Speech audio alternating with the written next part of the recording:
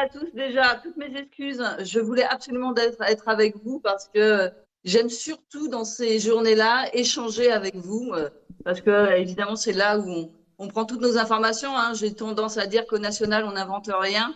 On vient se nourrir sur les territoires et la feuille d'action, hein, la feuille de route qu'on vient d'aborder est bien le fruit en fait de cette réflexion avec les centres ressources Intimagia.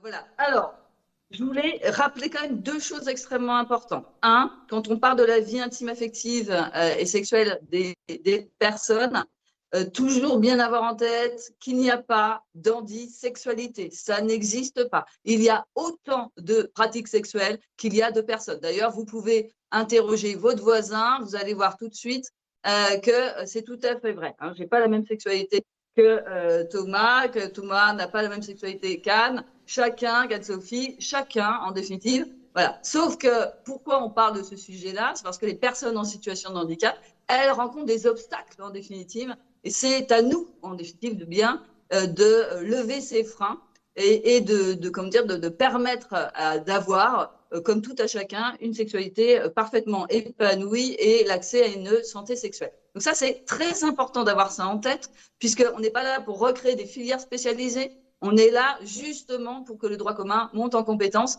et soit en responsabilité populationnelle également sur ces sujets-là. Ça, c'est la première chose.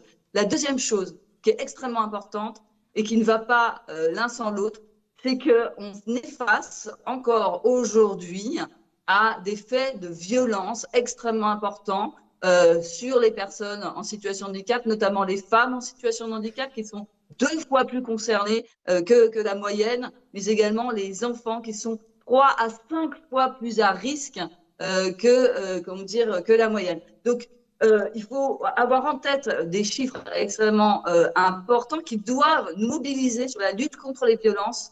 Et ça, c'est extrêmement important. Au sein des établissements, au sein des familles, nous devons tous être des acteurs du repérage, du signalement. Et c'est extrêmement important qu'on ait bien tous ça en tête et qu'on n'ait pas l'impression de mettre un peu, vous voyez, la poussière sous le tapis parce qu'on ne sait pas trop qu'est-ce qu'il faut faire, etc.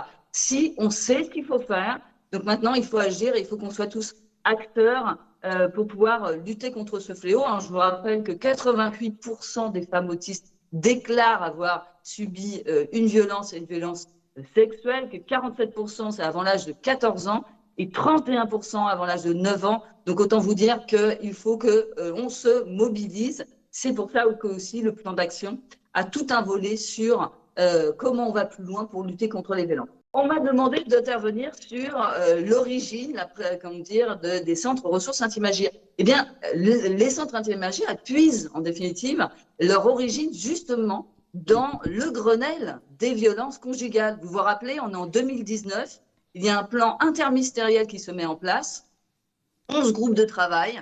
Dans les 11 groupes de travail, il y a des représentants et des personnes en situation de handicap qui sont dans ces groupes de travail, mais on nous demande également de monter un groupe de travail pour tous les sujets qui ne seront pas pris en compte. Et là, on a un groupe de personnes, de femmes en situation de handicap, d'associations, et tous, consensus, il faut mettre en place des centres ressources. Et non pas des centres ressources pour créer cette filière spécialisée, mais des centres ressources, un peu, vous voyez, les pieuvres, c'est-à-dire qu'on a un corps qui réfléchit et on va chercher en définitive tous les autres ressources sur le territoire. On cartographie, les ressources sur le territoire, mais on a un point unique d'entrée qui permet aux personnes de se retourner extrêmement rapidement et d'avoir des personnes qui vont prendre en compte leurs paroles, être à l'écoute et pouvoir très vite orienter. Et puis aussi permettre aux professionnels, quand ils ne savent pas, se tourner vers des experts.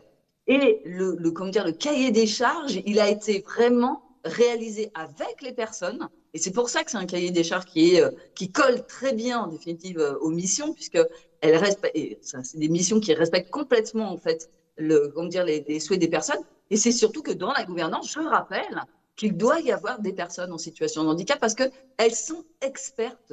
Hein. Elles doivent nous aider, c'est elles qui doivent nous guider en définitive pour éviter en définitive qu'on développe des dispositifs dont personne n'a d'utilité. Hein. Vous savez qu'on peut être assez spécialiste là-dessus. Donc, c'est extrêmement important que les personnes elles soient là constamment, comment dire, au cœur en fait des centres ressources Intimagia.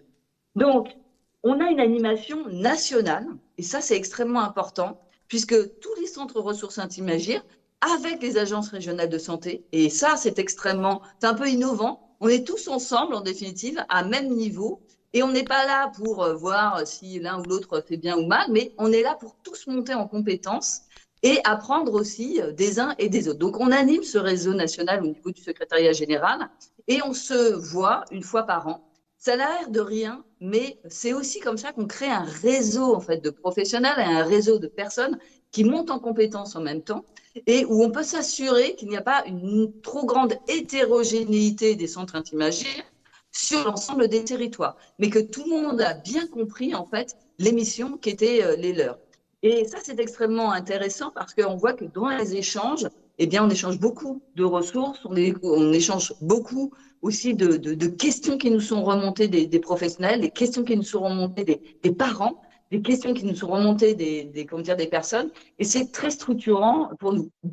C'est pour ça qu'on a appelé ça les centres ressources Intimagia, parce qu'auparavant, chacun avait son petit nom, vous voyez, voilà, et ça, tout le monde était attaché à son petit nom. Mais à un moment donné, pour que tout le monde puisse s'y retrouver, eh bien, on a un seul nom, voilà, qui est très simple, le centre ressources Intimagia, et ça nous permet comme ça, pour n'importe où en France et comment dire, dans tous les territoires, que ce soit la métropole et comment dire, dans les DROM-COM, eh bien, on puisse se dire qu'il y a un centre ressources Intimagia qui est là pour répondre à mes questions.